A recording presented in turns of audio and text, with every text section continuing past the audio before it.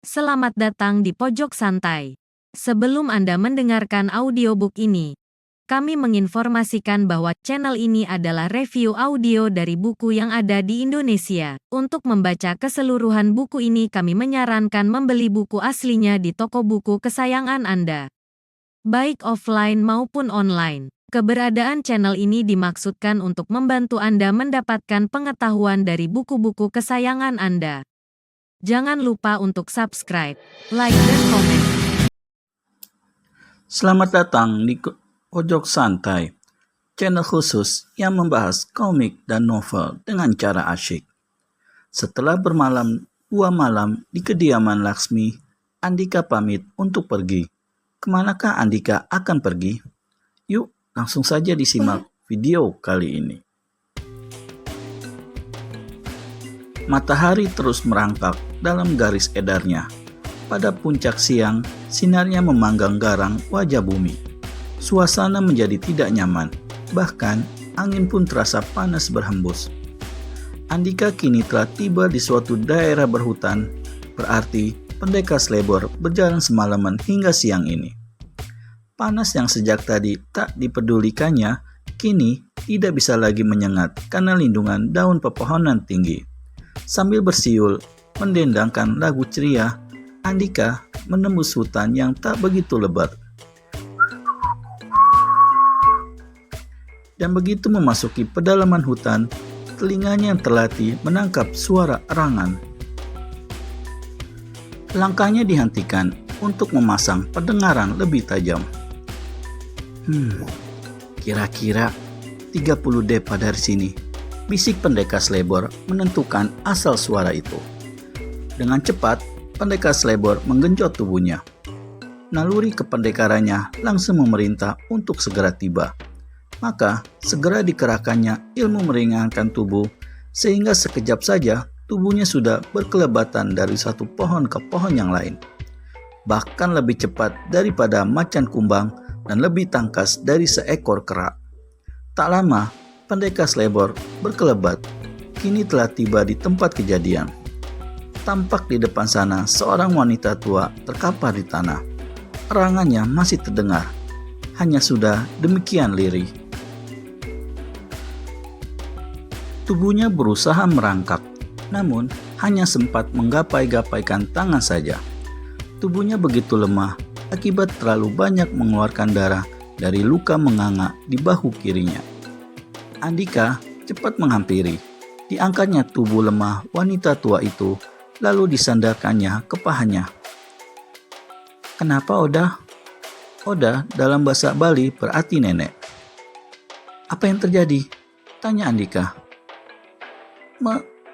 Mereka menginginkan peti itu. Gumam wanita tua itu lemah. Tua terkapar di tanah. Peti apa Oda? Susul Andika tak mengerti. Hembusan napas panjang terdengar. Seketika, nyawa wanita malang itu telah berakhir menyedihkan. Andika meninju tanah dengan geram. Bukan karena belum sempat mengetahui maksud yang hendak disampaikan wanita tua di pangkuannya, melainkan karena tak sempat memberi pertolongan. Manusia keparat mana lagi yang melakukan perbuatan biadab ini? Desis pendekar Slebor sambil meletakkan kepala si wanita tua ke tanah. Dan baru saja kepala wanita tua itu menyentuh tanah, di kejauhan terdengar teriakan tinggi mengangkasa.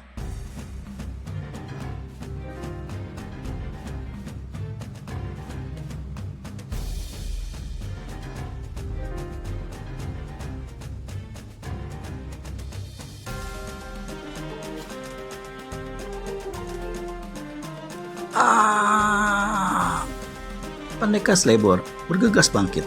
Kembali matanya menatap mayat wanita tua itu. Aku akan kembali untuk menguburmu dengan layak Oda, kata Andika sebelum menggenjot tubuhnya. Setelah itu, pendekar Slebor langsung melesat ke asal teriakan yang didengarnya barusan.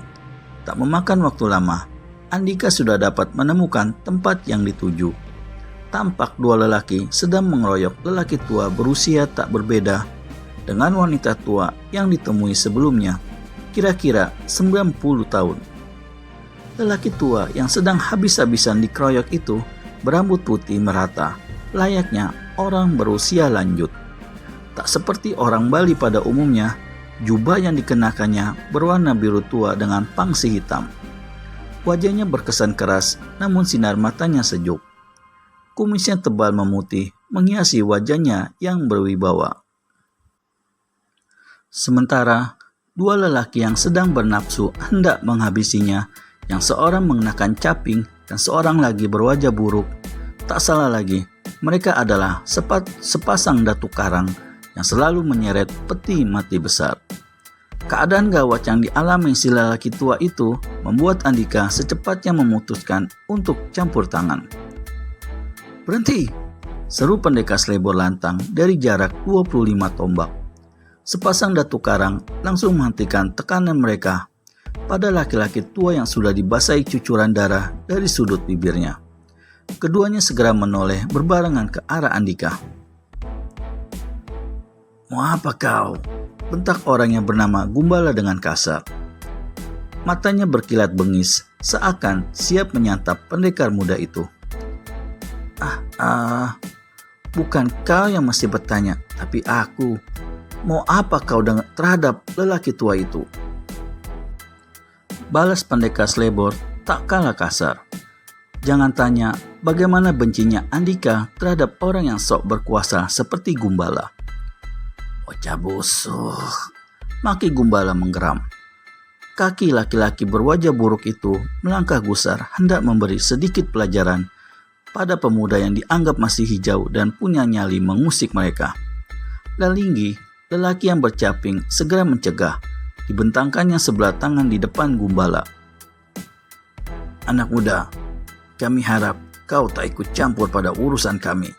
Kami hanya ingin lelaki tua itu mengatakan sesuatu pada kami. Tapi kenapa kalian memaksanya juga?" serobot pendekar selebor tak peduli. "Banyak mulut kau."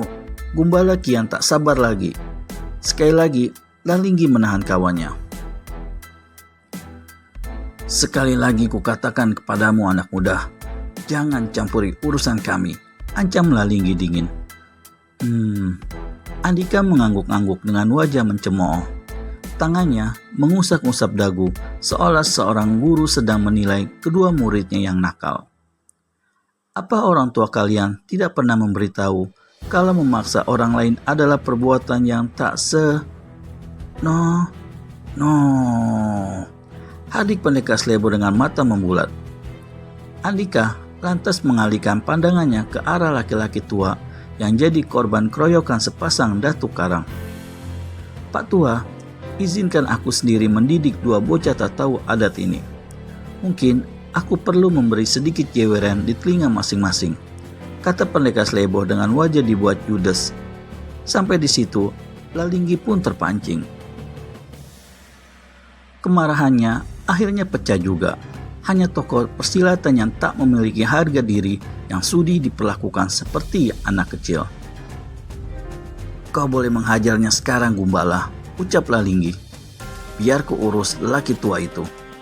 Seperti diberi kesempatan untuk bersenang-senang, Gumbala maju bernafsu ke arah pendekar selebor. "Bersiaplah, karena mulutmu akan segera kurobek, bocah busuk." Bisakah Andika menghadapi sepasang datuk karang? Temukan jawabannya di video selanjutnya hanya di channel Pojok Santai. Segera subscribe dan tekan tombol lonceng untuk mendapat notifikasi video terbaru dari kami. Terima kasih dan sampai bertemu kembali.